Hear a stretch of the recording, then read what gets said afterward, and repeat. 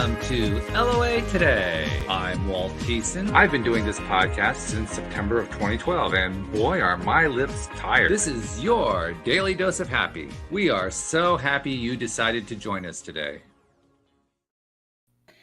And we hope that you're having a beautiful day like we are here. We just learned from each other, my guest and I just learned that we live one state away from each other and we didn't know it. So we're comparing notes about living in the Northeast. But hey, wherever you are in the world, we hope you're enjoying today. Hereabouts, we're experiencing some very warm weather, but hey, it's nice after the cold winter. You know, when you have warm weather, you just kind of say, okay, it's here. This is good. I like this.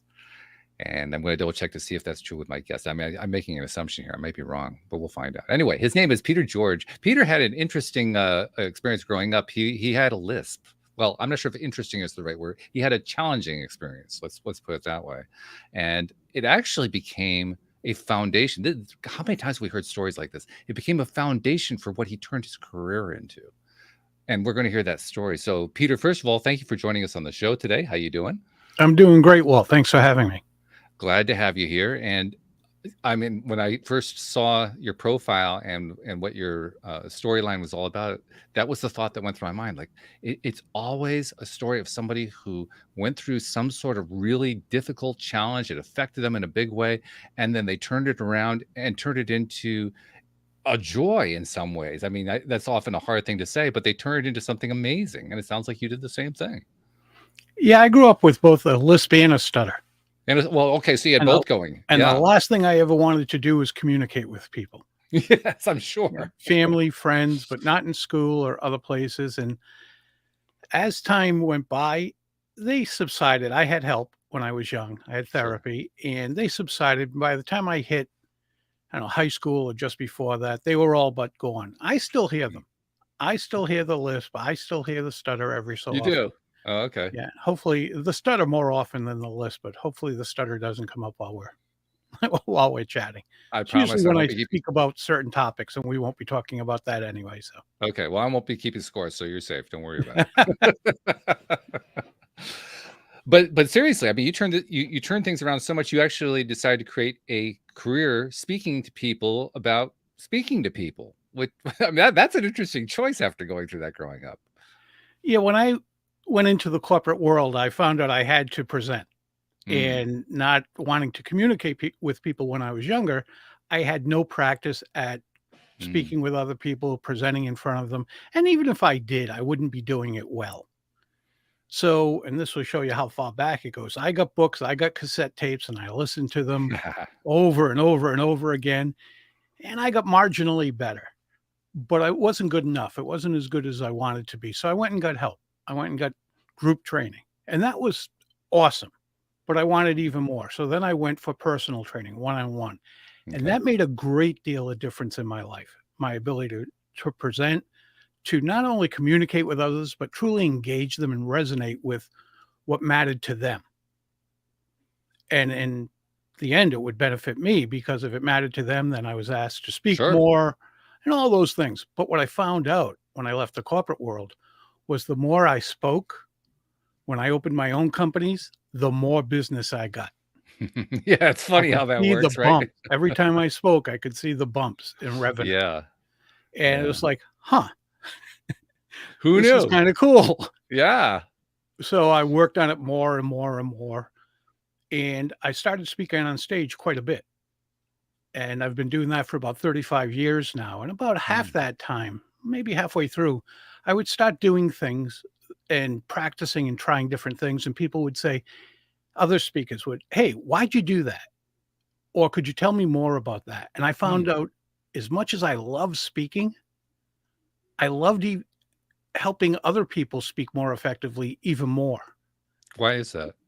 I don't know. Well, I do know. I say I don't know. I do know. I grew up wanting to be my dad. My dad was my hero. And like a lot of little boys, I also wanted to be a firefighter. And so it worked out pretty cool, because my dad was an officer on the Providence, Rhode Island Fire Department. Okay. So I wanted to be him. Sure. He knew that wasn't for me. He knew other things were for me, but not that. And so to this day, I still want to be like my dad. He was, like I said, he's my hero. He's been gone 30 years. Hmm. but he hasn't diminished being my hero one iota. So if I can help people, then that means a lot to me. He helps people in his way. I help people in my way. Hmm. And so that's why it means so much to me. So the more I could Okay. help the speakers, the more they could help other people. And when you're helping people in the audience, whether it's one person across a desk, 10 people in a conference room, or 1,000 people in an auditorium, when you're helping them, you really don't know how it's going to affect them. It Hmm. could change their life in some way. It could help them, let's say it's in business, it could help them increase their revenue, and then Hmm. they could realize their personal dreams, buy the boat, buy the vacation home, send their kids to the college of their choice, whatever it might be. And if you can do that, that's a pretty cool thing. It is. That's a very cool thing. Well, I mean, I could personally identify with it because I've been doing this podcast since 2012, and so Wow. nearly 10 years now. And over time, of course, you get emails, you get contacts from listeners as your listener base continues to grow and grow. And very often, I'll get an email or a message of some kind that basically says, "Wow, listening to your show led me to X, which created this amazing new thing, or this new experience, or a different way of thinking about something." And it's like you said, I didn't know that when I was making the particular episode that they heard. I had no idea. But that's what's so Exactly. cool about it, because I mean, I'm basically doing a show where I talk about stuff that I like to talk about with other people who have similar interests. And it's fun. I learn stuff. I mean, I started the podcast to help myself. That was what really got the whole thing going for me. And to know that it's actually helping other people along the way, that's like that's the ultimate cherry on top. It Like, really 'cause is. I mean, I didn't expect it, you know? No, and I look at it this way. Many of my coaching clients are much younger than I am, Mhm. 20s, 30s, and I'll never see the height of their careers. I won't be Sure. around that long. However, I do know I'm seeing a transformation in them now Mm. that will set up the height of their careers. So even though I won't see that, I'm seeing the foundation for it now. Yeah, well, that's an advantage that you get as a coach, because you're working directly one-on-one with somebody, and Right. you get to know them. You get to know what their issues are, what their hopes and dreams are, where they're stuttering. No, not stuttering. Excuse me, suffering, where they're having trouble getting through. Well, there's a form of stutter right there. I just put the wrong word in there.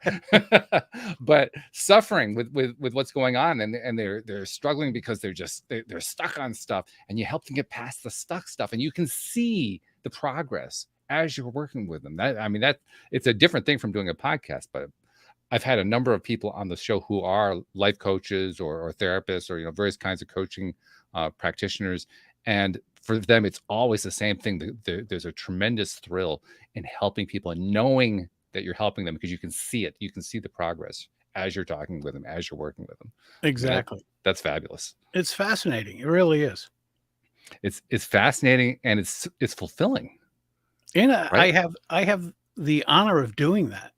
I mean, to have that honor given to you to see Yeah. someone transform and help them achieve something that they're struggling to achieve, and go from struggling to striving and then achieving it, it's pretty cool. It is. It's really cool. So as you've been doing this, well, first of all, when you started doing this, did you really expect it was going to turn to a career very early, or did you kind of stumble into it as you went along?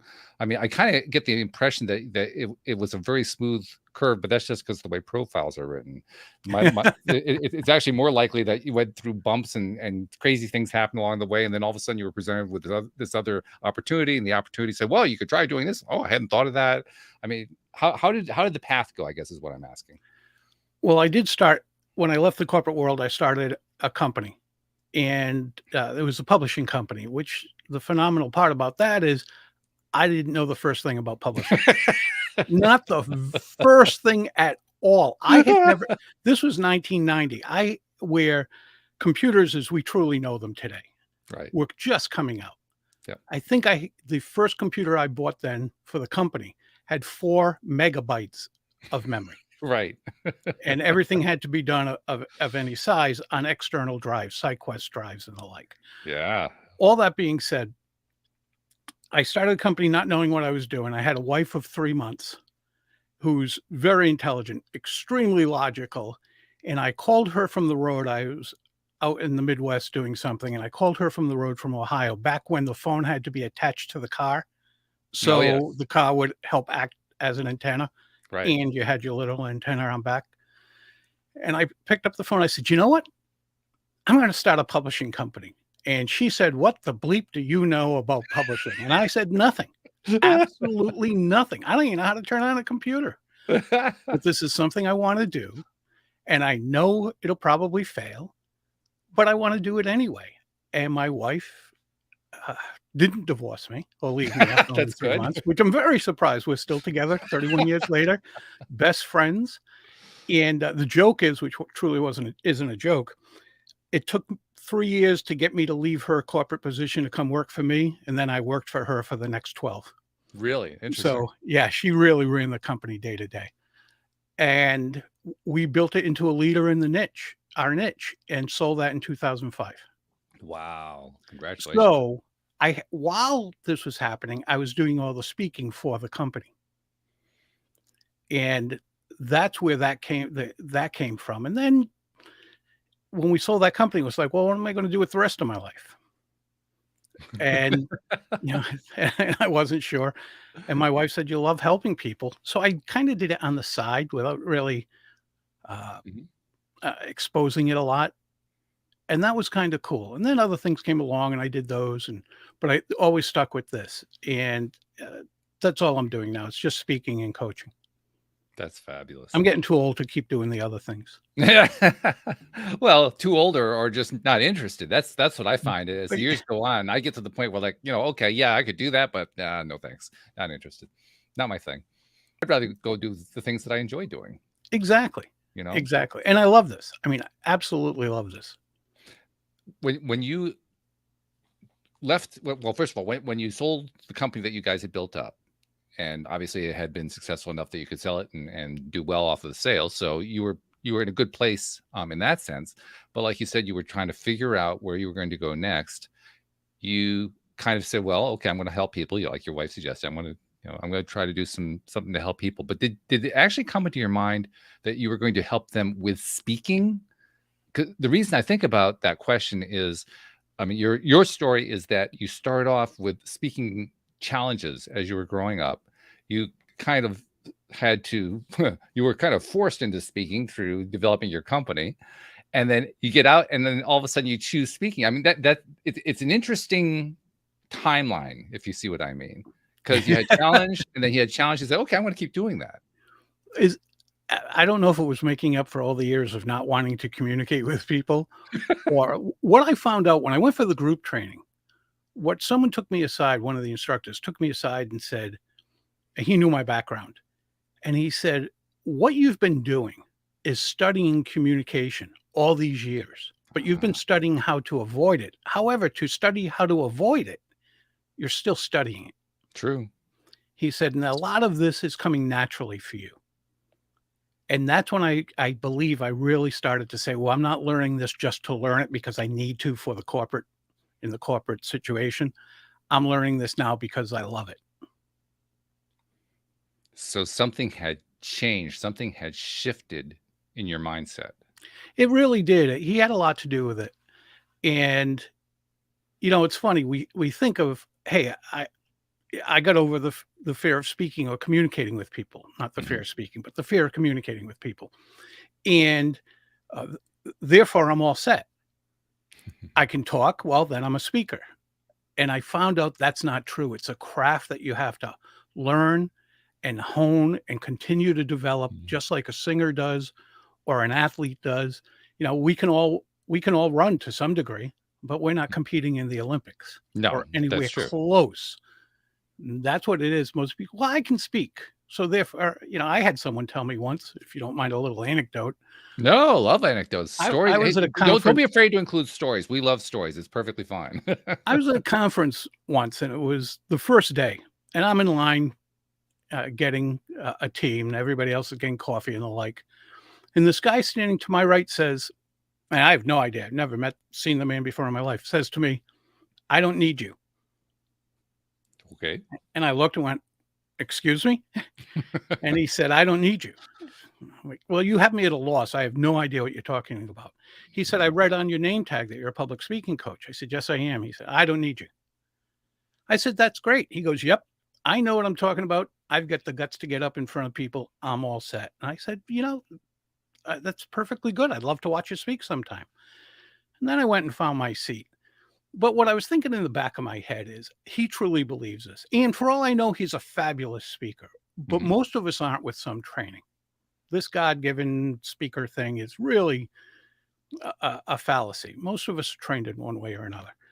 So I was thinking, I used to work for a Japanese company when I was in the corporate industry, and I learned a few words here and there. And the Japanese have a word for when you know what you want to say and you have the guts to get up and do it, to say it in front of other people. Okay. Do you know what that word is, Walt? I do not. Karaoke. No, So how really? I had no idea. Yeah. Well, I'm being a little facetious here, but you think about it. Karaoke is getting up to sing what you know and having the guts to get up in front of the audience and do it. And that's what it is when we say, well, I know what I'm talking about. I know my business and I have the guts to get up in front of people. That might be true, but you know what a compelling opening is, or how to close on a powerful note, or how to keep people engaged when they want to look at their phones. Do you know all that? Most of us don't. Do we know the value of a story as opposed to an anecdote? All these things across the way. Do we know how to use our bodies? It's called body language for a reason. And quite often our body is saying one thing when our mouth's saying another, and people get confused. And that's when they turn to their phones. So that's learning to speak, and that's being able to speak. Just having the guts to get up there and say what you want to say. It might be compelling. Odds are it's not. Well, especially if you haven't done it much. It's like anything else. You do it often enough, you get good at it. Yeah, if you do well, it what's the old saying? It's not that practice makes perfect, it's perfect practice makes perfect. Not that there is a perfect, but and a lot of people do say that. Yeah, will you get more comfortable with it? Public speaking? Yes, you will. But depending on how good you want to get at it, I can't just go skiing 3 days a week during the winter to become an Olympic skier. No. Well, I need training. I suspect you don't want to be an Olympic skier, but if you did want to be an Olympic skier, you wouldn't try to do it just by going out on weekends. Right. You go get that training. Yeah. People know what they're doing. I mean, look at the millions of dollars they spend on these athletes. Oh, yeah. And, so all I'm really trying to impress upon people is getting up and doing it's great. Getting up and doing it so you can serve the audience. That's a different thing. And it's not about us as speakers. We think it is. We're the ones in the limelight, right? We have the spotlight on us. I think metaphorically, they should turn that around. The audience is the one that should have the light on them. They're the ones being enlightened. They're the ones being served. They're the ones being benefited. So as speakers, we often think about us when it's truly about the audience and what they take away and how their life or career or minds or whatever it might be are benefited from what we had to say. Yeah, I think you're right about that, because if you're not actually focused on the audience when you're talking, a couple of things happen. I mean, and I should qualify that a little bit, because you can't totally focus on the audience. That doesn't work really well. You can't totally focus on yourself. That doesn't really work. There has to be a little bit of a balance going on there. But if you don't have any focus on your audience, then what you have to say is not going to be focused. Right. It can't be. It's not possible to focus it if you don't have a focus. If the point of focus is not your audience, then what is it? Exactly. And you have to have a point, and you have to illustrate and support that point, which some people do, some people don't. Joel Schwartzberg wrote a book called Get to the Point. And that's all the book is about getting to the point. And it's a fabulous book, and I recommend it to anybody who wants to speak. Is how to create a point and stick to that point, illustrate and champion that point so the audience benefits. As you were saying all this, I was kind of going through mentally my own mental process as I do a podcast episode. And one of the main things that I do a lot, particularly in an interview context like this one is I ask myself, if I were the audience member, what would I want to ask this person next? And it's a guess, of course. I don't really know what any of the Right. audience members want, but I try to put myself in that place. And if I'm sitting in the audience, what do I want to know next? What's the most important thing? And I find that when I do that, that's how I maintain my sense of contact with an audience that I don't even see. I mean, as a public speaker, you actually get to see your audience, which I think is fabulous, right? I'm talking here on a podcast, and my audience writes to me a few days later. I mean, that's how much interaction I get with the audience. So it's not quite the same thing, but nevertheless, I try to treat it like I did have that live audience there. And there's always like a few people listening live. We have a couple people listening live right now, so I'm still talking to them. But even so, I can't see them. Right. Not like not like you can when you're standing in front of an audience at a podium. You can actually see the people. And you mentioned the body language. Body language is certainly important both ways. You get to see the body language of the audience. Like you said, are they looking at the phones, or are they looking at you? Are they attentive? Are they bored? Are they leaning on their thumbs? You know, what's going on? Well, you can tell, which is Yeah, good. you get tremendous feedback from a live audience. Yeah. Tremendous feedback. And, you know, body language is key to a great performance, a great presentation, a talk, even when you can't see people. I have a podcast as well. Think about when I was going to say I still use body language, and I've been watching you, and you do too. But think of when you're on the phone. Yeah. Even when you're on the phone, you're still using your hands. Oh, yeah. You know that people can't see Yeah. you. Yeah. But not only do our hands help us express, but our hands help us literally open our mouths and use them and emphasize and the like. We're animals that use our hands to help speak, which is kind of odd. It's kind of funny. It is. Yeah. But we it do. also makes sense. We do. And Yeah. I and any public speaking coach around the world, the number one question we get, for the most part, is what do I do with my hands? That's how much it's on our minds. They're not asking how do I engage? What do I do if I lose the audience? How do I do this? It's what do I do with my hands? Right. So it's very funny how much gesturing, which is only part of body language, but how much it has to do with communication. As you were describing the fact that people are so concerned about their hands when they're trying to become better public speakers, it occurs to me there are elements and layers to the question of why it is that people have fear of public speaking. I mean, it's generally considered to be the number one fear of public speaking.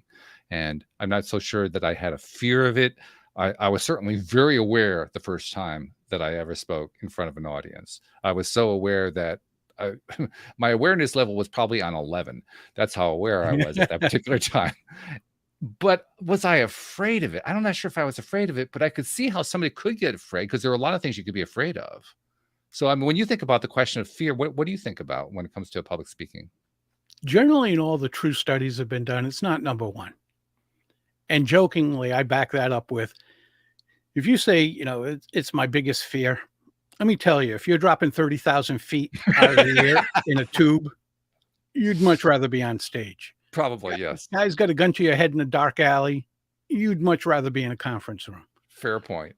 So there's several reasons we're nervous. One is it goes back to caveman days. So we're talking hundreds of thousands of years.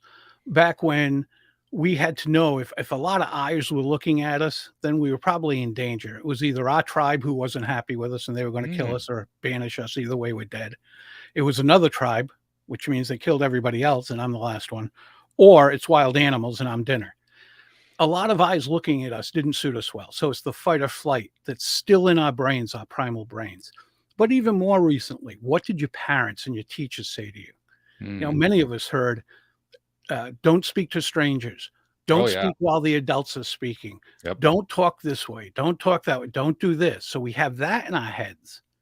And then we're never told the right way to do things. It's not like we're brought up in school and saying, here's how you present. They just say, come up and read this. And now we're fearful of our friends making fun of us. And that sticks with us. So we have all this layering, as you put it so well, of why we get nervous about public speaking. I don't think we fear it because fear is fearing danger. Public speaking isn't dangerous. It can be embarrassing. And I've done everything you can do on stage to be embarrassed. It can be embarrassing. We're afraid what people are thinking of us, especially our peers, even more so than our superiors. What they're thinking of us, we could make a mistake. We could forget what we're going to say, all these things. And if you think about it, Walt, what do we say? What if I screw up? What if I forget what I'm going to say?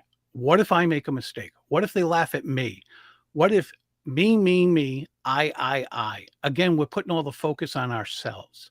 Mm-hmm. And if we turn that around and make it about the audience, we take that weight off our shoulders to some degree. Maybe To some some of it degree. semantics, Mm-hmm. but to some degree, we take that off. And now we have the ability to put that focus where it belongs. So if I wouldn't even want to go up on stage if I kept thinking, what if this happens to me? What if I do this? Yeah. Like I said, you can't come up with a scenario other than tripping and falling on stage. It's the one thing I haven't done. And a close friend of mine who's been speaking for just as long at even higher levels has. Oh, wow. And, but just about everything else has happened. Mm. From fire alarm going off twice in one talk in a hotel that we had to go. I ended up, instead of speaking for 60 minutes, speaking for 8 and managing that. And it actually went very well in the end. Well, that's good. I tell everybody, don't ever open with a joke. Don't ever tell a joke. Unless you're a true comedian, don't tell a joke. Yeah. Use humor. Humor is fantastic. Sure. But don't tell a joke because you're nervous and your timing will be off. And most of us don't tell jokes well to begin with. But I opened with a joke. I knew my opening, 750 middle managers of a major corporation down south. I knew my opening. My opening was solid. And at the last second, my brain said to me, you know, it would be good if you told this joke, that sophomoric joke that your wife says, don't ever tell anybody in the world that you like this joke. So I decided to open with it. Not a word, not even a moan, not even a, oh my God, I can't believe he said that. Nothing. And I had 58 minutes to go. Yeah, you just set yourself up pretty good there, didn't you? Yes, I walked to the table, got a drink of water, thought it can only get better from here. And it actually ended very well. But here's the funny thing. That, which I was dying 1,000 deaths when it happened, one of my favorite stories now. Yeah. The time I was with my zipper down. So you talk about, that's the thing you never want to happen, right? Like really, the biggest, if that's the biggest thing that happens to you in life, you're pretty lucky. But I had a dark blue suit on with a white shirt showing behind the zipper. And as one of the conference attendees said to me later, you know, we're not third graders. It's not all that big a deal. But he said to me later, Peter, with that dark suit on, every time you turned a certain way and your zipper opened, the fly opened more. And that white shirt was there. It looked like a beacon shining in the night. That's all you could look at. So that was the bad part, was that's all you could look at. People weren't paying attention to what I was saying when that beacon would show, the white shirt. So yeah, again, they become your favorite stories later on. Yeah, that's true. That's true. That's the way humor works, isn't it? Humor usually plays off of the stuff that's the most uncomfortable. It's never off of the really nice and easy, joyous stuff. No, and who do we when we tease our friends? What's it about? It's never the good stuff. It's the uncomfortable stuff. Exactly. And I highly doubt you're going to say, "Hey, Peter, tell me that time where it went perfect." That's not a fun story. First of all, it's never happened. It's not perfect, but that's just not a fun story. Where it went bad are the fun stories, and they're the learning and teachable moments. Yeah, that's true. That's where we learn the most. It is true. I do think there's actually value in telling the good stories. I think there's a lot of value in that. Well, you can tell what you did well, or Well, more than that, it's one of the things that I like to talk about here on the show. The importance not only of telling the good stories to others, but telling them to yourself. Oh, that's huge. Yeah, because we're like the world's worst critics of ourselves. I mean, my favorite way of saying it lately is if we treated our best friends the way we treated ourselves, we wouldn't have best friends. I mean, it's really, that's true. We're really rough on ourselves, you know. So it's important to tell good stories to ourselves. It's important to feed our minds with all the most wonderful stories we can tell, because we need to have the wonderful stories coming into our minds. You're right. No, you're right. When I'm preparing to go out on stage, and I'll be doing that next week. I'll be speaking at a conference. I have a certain number of things I do before I speak, and they start about an hour before I speak and go on right till I walk on stage. One of the things I think about is visualization Mm. and seeing things go well. And I often just don't look and go, okay, I can see this audience applauding or laughing or anything like that, myself going out on stage and getting an ovation. That's not what I'm looking at. I'm looking at when it's happened before. So you're right. You're absolutely right. You tell yourself the good stories, and that sets your mind in a great place for success. Yeah. Well, you basically have set your mind for success, and you've set it for an expectation of success. The Yes. expectation is actually almost more important than the success. Yes. Well, you won't get the second one without the first one. That's right. Exactly. Yeah. It's imperative. It's an Yeah. absolute necessity. Mindset is a powerful thing. Yeah. I have a very successful friend. He's an attorney and a real estate investor. And he's very successful in all ways in life. Mm. Wonderful family as well. It's not just financial. And you say, hey, Mike, how'd you accomplish that? Without hesitation. He'll explain it to you later if you want, but without hesitation, he'll say, mindset. Mm. I got myself in the right mindset, learned what I had to learn, applied it the best I could, but I had proper and powerful mindset all along the way. And mindset is something that it's kind of like any other skill you're trying to learn. It takes some doing. You have to study. It's good to have a mentor. It's good to have teachers to teach it to you. That's been my direct experience doing this podcast, because I've had wonderful teachers come onto the show to be my guests. And boy, have I learned a lot. It's been wonderful. I mean, that's literally why I started the podcast. Now, I've told the story before, but I'll give you like the really short version. That in 2012, I had a business that had gone completely belly up in 2008, because all of my clients were small nonprofit organizations that all went belly up. So my business went poof, disappeared. And by 2012, we were deep in debt, bad place. Everything was going wrong. Didn't know how to climb out of it. Couldn't afford to hire a coach. Couldn't afford to buy a book about how to be a coach. I couldn't do anything. I had no money to work with, and I had no idea how to climb out of it. So I started a podcast and talked to a whole bunch of experts for free, and it worked great. It was a wonderful approach. So I have a lot of appreciation for learning directly from other people who have succeeded, who have learned how to set their mindset, who have stories to tell about how their mindset actually led to great results, and who are able to teach other people how to develop mindset. It's my favorite kind of guest. And I guess that's pretty much my definition of what a coach is. The coach is somebody who actually helps you to develop the mindset for whatever it is you're learning how to do, really. Yeah, coaches, no matter what kind. And you might have heard about this guy being a New Englander. His name's Tom Brady. Have you ever heard of him? Yeah. Oh, yes. Yeah. We're aware of him. He says he has 12 coaches. Hmm. Most of them football related one way or the other, but then Sure. also nutrition and the like. Here's a guy who's the best ever at what he does. Yeah. Yet he still to this day has 12 people helping him do what he already knows how to do. But they catch when he's making a mistake. They keep him from getting into bad habits. Yeah. They keep him on the straight and narrow, if you will, or focused when he's less focused.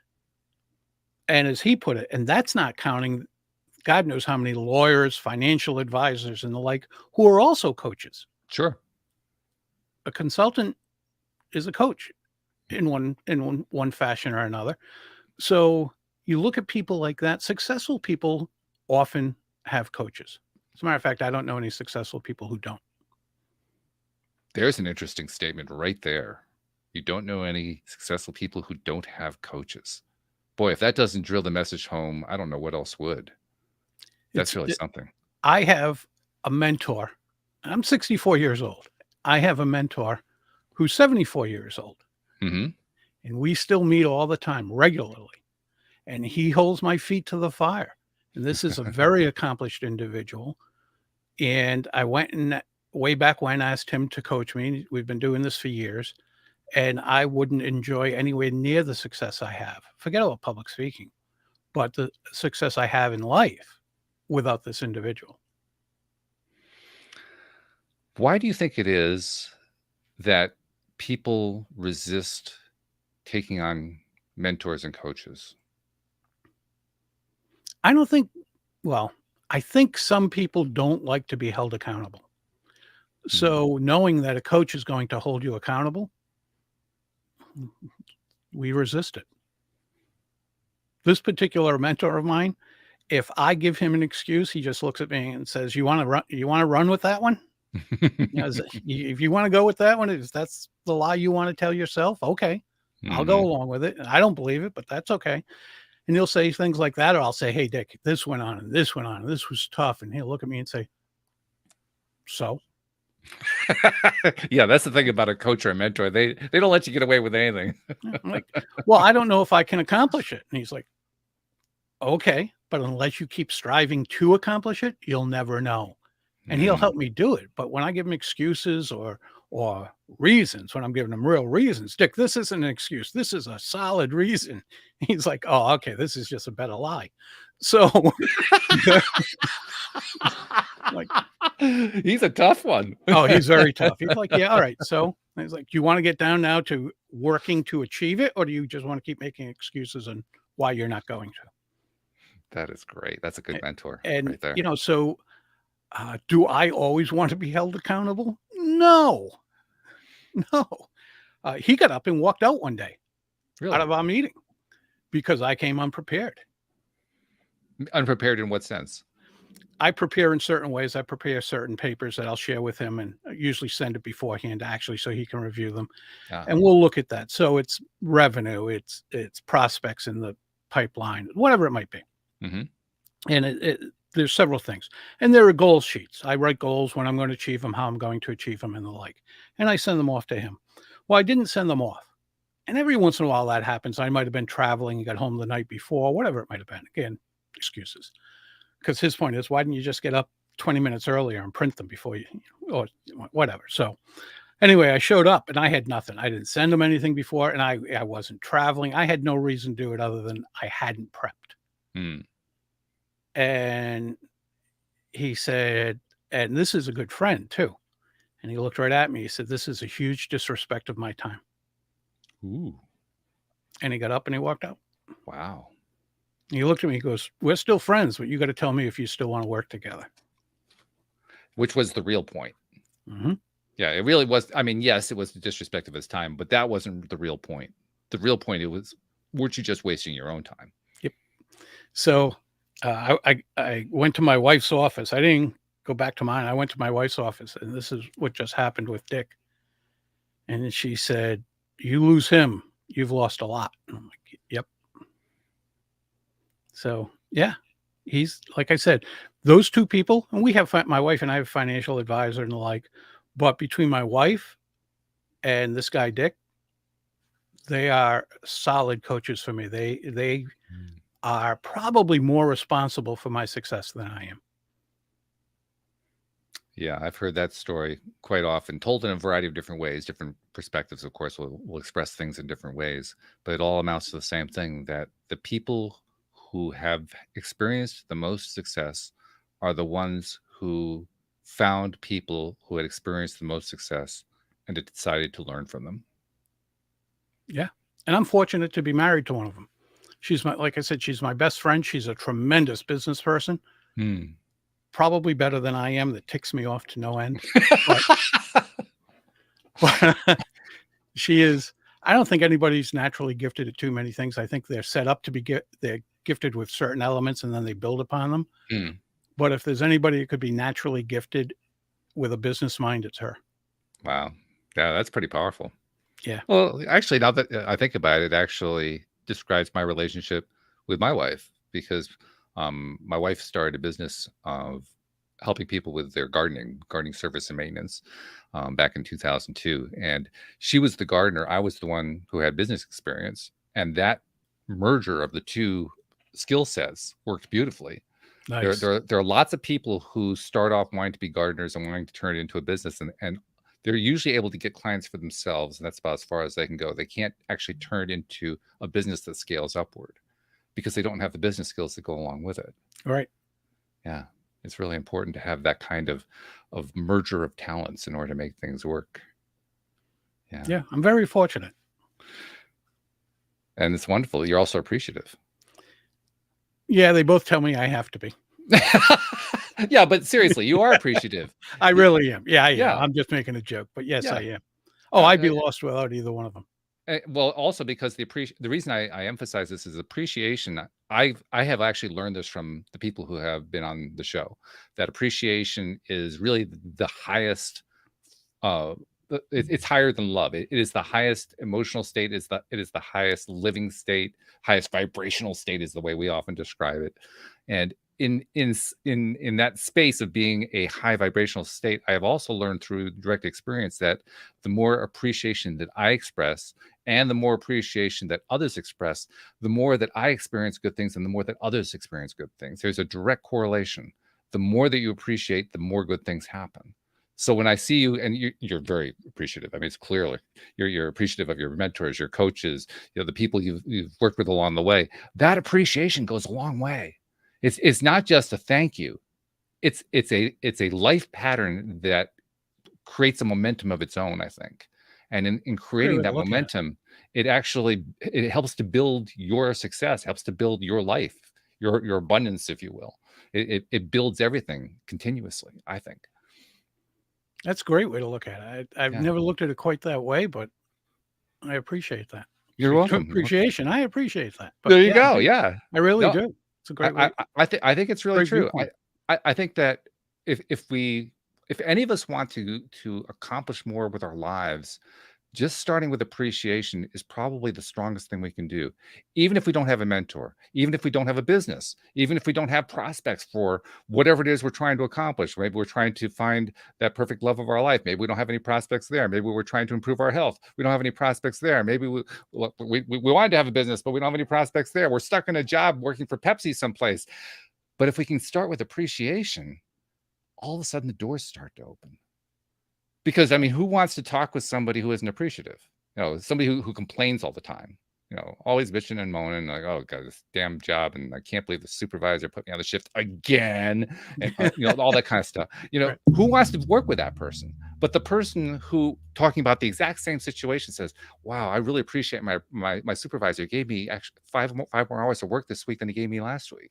That's an entirely different attitude about the exact same situation. Right. And that change in attitude opens doors that you can't even tell that the doors are opening until after they're opened. Isn't a lot of life how you look at it? Yeah, it is. It is. I mean, when I was 8, I got hit by a car and I wasn't supposed to make the night. Ooh, wow. I had 7 broken bones, including a fractured skull. Oh, God. Internal bleeding in my gut, internal bleeding in my left knee. Wow. I was a mess. And they brought in the aunts and uncles. My cousins were too young because they were my age, but my aunts and uncles to say goodbye. Wow. I mean, I was not supposed to make the night. I look back and go, that was one of the best things that's ever happened to me. And I was in a bed, then a wheelchair, and then on crutches for a year. And, no 8-year-old goes, oh, I have a second chance at life. No 8-year-old says that, believe me. And by the time you're a person to start thinking about that, 30s, 40s, 50s, whatever it might be, it seems like a dream that it actually happened. So I don't know if there's any real connection, but logically, I do know I was given a second chance, and for whatever reason, I pulled through, and that even furthered my resolve to help people, to be like my dad. How so? In what way did it further your resolve? Because again, well, it was kind of funny. My dad was off that day, the way firefighters work. And this was a street over from where we lived. And someone ran and got my father. And it was he and 2 other firefighters, the 2 in the rescue, who put me in the rescue and took me. So he was with me all the way. He never left my side. My mother got there a little later to the hospital. And he never left my side. And then he took a couple of weeks off from the fire station to be with me. And my mom was there every day too. And they were best friends till he passed away. So it just made me look even then at my father helping people. And I did look at, I highly doubt it was when I was 8 years old, but I was still a kid when I started to look at it, is he was one of the 3 guys who helped me. I got to feel, not just see, how he helped people. Yeah, I wouldn't underrate that. I would say that actually probably was a major deal, even as an 8-year-old, because I mean, let's be honest, kids are basically more aware than adults are. They aren't necessarily they aren't at a place yet where they have learned to direct their lives the way they want to direct their lives. I mean, that's part of what they're in the process of learning. Yeah, they have But they're open minds. Yeah, exactly, wide open. But they're also, through those open minds, they're also much more aware of circumstances, things going on around them. And, they're sponges, right? They're constantly taking in new data and processing the data and making sense out of it and turning it into new life lessons as they're going along and so forth. So I wouldn't discount what that 8-year-old yourself was experiencing. I think you were probably taking in a lot, and the fact that your father was one of the people who was essentially helping to save your life. Yeah, of course he was your hero. How could he not be? The funny thing there, Walt, is anytime I would pester my father, he'd always say, "Go play in traffic." Oh, geez. And I thought after getting hit by a car and being expected to die, that he would never say that again. Once I was off those crutches, You started saying it again. Oh, go play in traffic. So, but still, that was a very seminal moment for you, and yeah, it and was. I'm sure that really played a big role in terms of your own personal development later on. It certainly explains to me why it is that your father was such a hero. I mean, not that reason was needed in order to understand it, because clearly there are other factors as well. Yeah. But that just, I mean, yes, of course, he had to be a hero after that. Not that anybody else can see it, but you can. Oh, yeah. Wrong way. His helmet that's one of his helmets over there. Oh, is it? Oh, okay. Yeah. Very I have all cool. his helmets, but that one actually saved his life. Oh, really? That's an old-fashioned helmet, the metal ones and all. Yeah, And you can right. see where it's all bent, and Yeah. a roof and ceiling caved in on him while he was in Wow. a building, in a house. Mhm. And that one saved his life, so that's why that one's there. So we as we so often do, we have gone off on a tangent, but this is a good tangent. This is a really, really good tangent. So I'm glad we did it. But let's get back to the main topic, which is being a speaker and trying to develop your skills as a public speaker. With this, I kind of consider what we talk about here as being a foundation for understanding that topic better, because I think all of what we've talked about has played a major role in one way or another, certainly in your life and in the lives of other people that you help. But as you think about people who come to you looking to improve their ability to be public speakers, because that's why they're coming to you, they know you're the expert in that field. When you think about the people who are reaching out to you for the first time, I imagine that certain patterns come to your mind. Certain things that you've seen over and over again in the people who do ask for help. What are some of those patterns? It's funny. I'll start with the one that's not a big one. A lot of people think, "Oh, you're a public speaking coach." First, thing they think of is fear of speaking. Mm-hmm. And that's a small part of my business. I generally don't get people calling me saying I have a fear of public speaking. Mm-hmm. They are calling, depending on what they're trying to accomplish. If they want to be a professional speaker, then it's to really hone their craft. Mm. A lot of those people, like, I've gone this far, now I have to get better. And it's funny because I work with numerous athletes. Mm. And what I found about working with athletes, and some of them were professional and some were D1 in college and the like, Division I. Mm-hmm. What's great about working with athletes is they're extremely coachable. Yeah, oh, sure. Right. I remember working with a hockey player once, professional hockey player, former, and I was telling him something. He said, "Okay, I'll work on that." And I said, "Yeah, work on it before next week, and it'll take you a while. You might have it by next week." He goes, No, give me a minute. And I said, no, you're not going to change that in your mind. You're going to keep doing what you were doing. And he took a minute, and he was his eyes closed, and he opened his eyes and goes, "All right, let's try it again."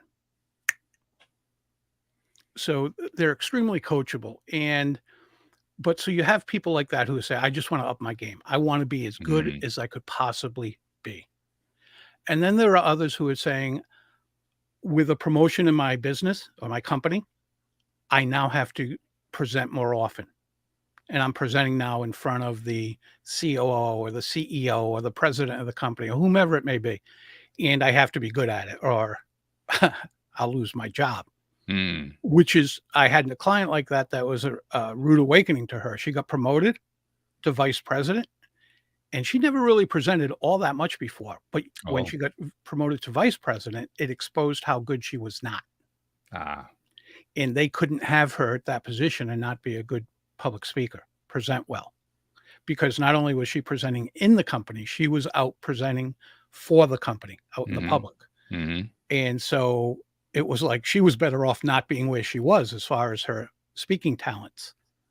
She was better off being where she was. So anyway, so we work together. So they come for that to, again, hone their craft and be better at it, depending on what their circumstances happens to be. I work with authors Hmm. who write a book and now they're asked to speak because for some reason people think if you can write, you can speak. And they're two different things. It's like saying They if you are. can walk, you can run. Yeah. Well, maybe, maybe not. So they're two different talents. And so a lot of writers get asked to speak, and now they're saying, okay, I know how to write. I don't know how to communicate this way. Yeah.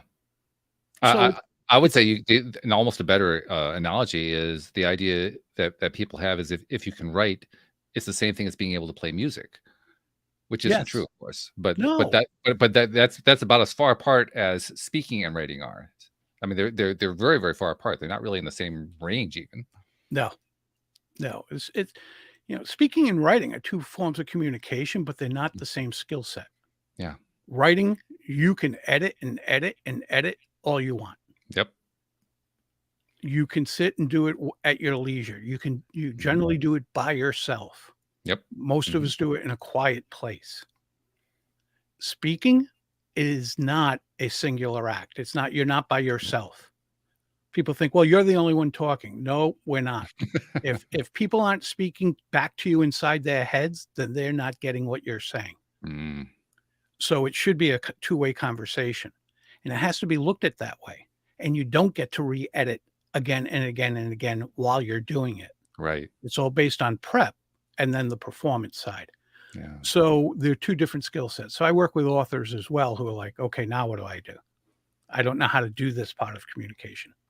I'm thinking about the woman you were just talking about, who was the VP who shouldn't have been a VP because she really didn't have the ability to present, but she came to you for help. And the reason I'm thinking about her is, I mean, that's just one example of a person who is kind of out of their depth and they're wanting to get into their depth, so to speak. So I'm treating it as that kind of an example. So in that particular case, working with her, were you able to actually help her move to the place where she wanted to be, where she was able to actually go out and make the presentations and represent the company and so forth? Because Yeah, that's a big deal. That's a big shift. she became so good that the president of the company, and there are a couple of layers between her position and the president. Mhm. The president of the company, after she presented to him, said, I would like you to teach the other VPs to do what you're doing. And she Wow. called me up and said, this is awesome, isn't it? He thinks this much of me. This is great. And I'm thinking, um, maybe I could come in and teach them. So, but I wasn't hired by her company. I was hired by her. Sure. So when it came, he said, teach them. And she did. She did. But I mean, this young woman, young compared to me, had so much confidence. And I'll speak about confidence in a second, but she had so much confidence that she rearranged the way those meetings and presentations with the president of the company were held. Really? She said, that doesn't work. We're going to do it this way based on what I've learned. Wow. That's when he came up to her later and said, you've got to teach the other people to present this way. That's pretty impressive. Yeah. Yeah. When I said I'd talk about confidence, the coolest Right. thing I get out of this, and what I think is the most important thing, are right up there anyway, that my clients get out of it, or clients working with any public speaking coach or any coach in general, is often not the skills that they go in for. And I'll give you an example. The president of a global company came to me and said, I'd like you to help me with my public speaking skills. You help someone I know, raves about you, da da da da da. Mhm. Love to do that. Well, when it was done, he said to me, Peter, when I hired you to help me with my public speaking skills, that's what I had in mind. And you did that. He said, but I'm 55 years old. I'm the president of a large company. I thought I had all the confidence I would ever have in life. What I walked away with, even more so than public speaking skills, is a higher level of confidence I didn't know I could attain. Yeah. And when someone says something like that to you, that's humbling. And that's what I see now in my clients. I see a light bulb go off. Not that they have an idea. I see a light bulb go off. I can see when they get this confidence. They go from, no, I don't want to see myself on video, to, okay, let's look at the video so I can see what I'm doing right and wrong or what I want to change. I don't want to do this. I'm nervous about doing that, to saying, I've got this. I can do this. And that's like I said, that's pretty humbling when that happens. Where do you think that comes from? Because that's a topic we address a lot, the topic of building self-confidence. Where does confidence come from in your mind? Competence. Competence. Yep. I believe confidence comes from competence. Okay. Doesn't mean you can't know how to do something and that you don't have the confidence to go try. But I think true confidence within comes from competence. When you learn to do something well, you develop that confidence to do it and try other things, because, hey, I'm not a good speaker. I'll never be a good speaker. Oh, look at that. I am, and I have the confidence to do it. Now I have confidence to go do other things that I thought maybe I couldn't do.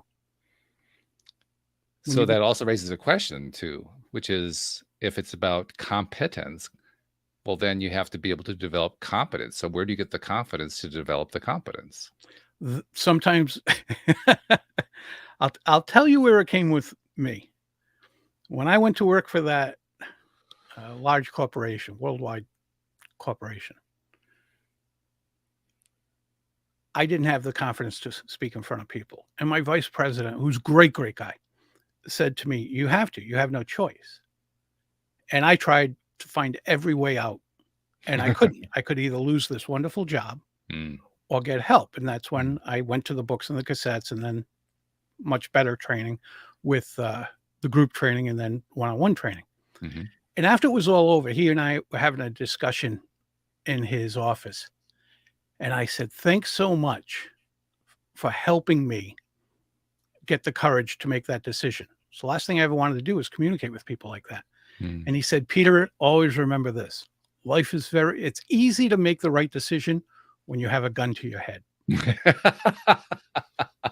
Yes, it is. Right? It's very true. I've never forgotten that. So that's where my confidence came from. I didn't have confidence when I went for the training, but I had enough confidence to know that I could at least hold my own for one meeting.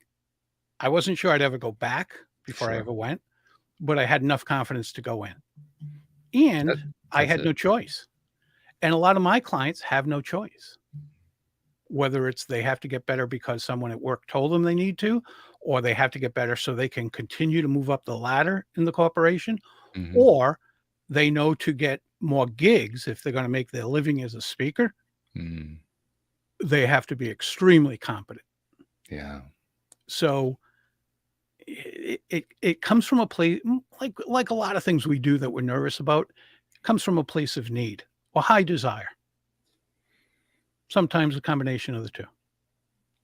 Peter, this has been a wonderful conversation. I've really enjoyed getting to know you and getting to know your whole approach to how you think about not just speaking, but developing life skills.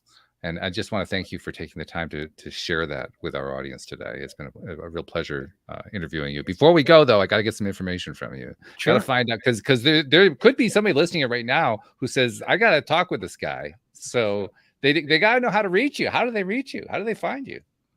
Easiest way to find me is to go to petergeorgepublicspeaking.com. Nice and simple. petergeorgepublicspeaking.com. They can learn about how I help my clients. They can learn about my book that's coming out in June, which is a step-by-step training of how I work with my clients. It brings you right through what you would do if you were working with me personally. My podcast, if it's about me, that website is the hub. What's the name of the book coming out? Name of the book is The Captivating Public Speaker: How to Engage, Impact, and Influence Your Audiences. So that's going to be out in June. I presume that it'll be available at all the usual suspects, Amazon and all the Yeah. bookstores and all that kind of thing. Yep. Yeah. And I presume is it one of those deals where they can actually order an advanced copy? No. Not yet. Okay. So it's not actually on the shelf, so to speak. No. It's, I might put up on my website the opportunity for advance orders, but actually for people who want to, for a week when it comes out, let me back up here. If they go to my website, they can get on an email list, and that email list also gives you 52 tips for public speaking, one a week. But I'll also announce it there where they can get a free copy. It'll be an ebook, but they can get a free copy for an ebook. I'm going to do that for about a week, like a pre-announcement. Yeah, that sounds great. Okay. Yep, because not everybody, like you said, you were in a position where you couldn't even buy the book. I've been there in life where I couldn't buy the book. So if for the people in that position, if they want a free one, or if they just want a free one, period, it'll be there for them. That's great. I love that. It'll be there. That's fabulous. So thank you once again for joining us on the show, for sharing your expertise. We really do appreciate it very much. Walt, it's been a pleasure. And thank you to our podcast listeners everywhere. I appreciate you very much. We'll see you all next time here on LOA Today. Goodbye, everybody.